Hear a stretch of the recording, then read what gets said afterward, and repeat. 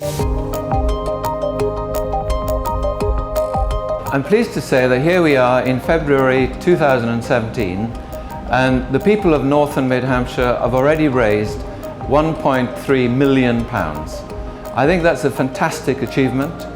We know that once we start breaking turf and putting the builders in, we've got more than £2 million that's been pledged, which is dependent on us actually starting, and a lot of other exciting ideas that we can then pursue with an ongoing concern. From the outset, we've always said that we've got two options. Option A, our preferred option, is to coexist with the new critical treatment hospital.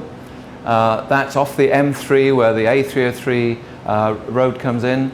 And that means it will be essentially equidistant for people in the three big conurbations. So that's Basingstoke, Andover, Winchester and Alton as well, of course.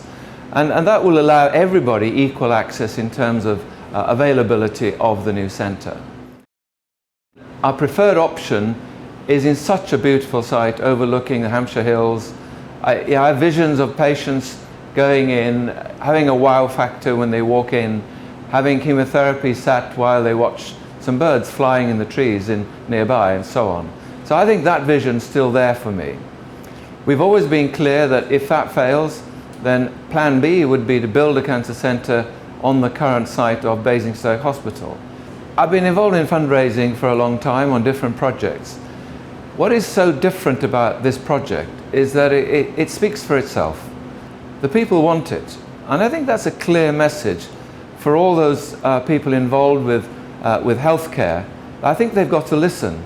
I think the message is loud and clear out in the community that this is something that they want. And if I was ever at a point where I wasn't sure myself, it was resolved at a conversation I had with a patient only a week ago. And I was able to give her good news that her own cancer 5 years on was clear. And she explained to me that as wonderful as my surgery had been, that at the end of all her treatment, she was left in a heap. And it really took a lot of counselling, a lot of extra activities such as reflexology, acupuncture, all these things that we know matter. But it was sadly at the end of her treatment. And I think if we want to get one message across to the whole of the population, that what's unique, what's different, what's exciting about the Cancer Centre is that we want to incorporate all of that during the patient's journey.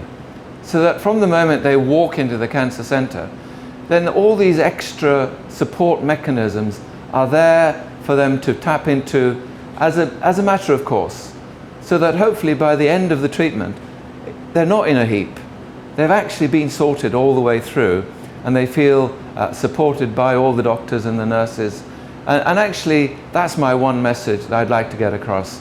We're still here, we're still fighting, and I have no doubt in my mind that we will succeed.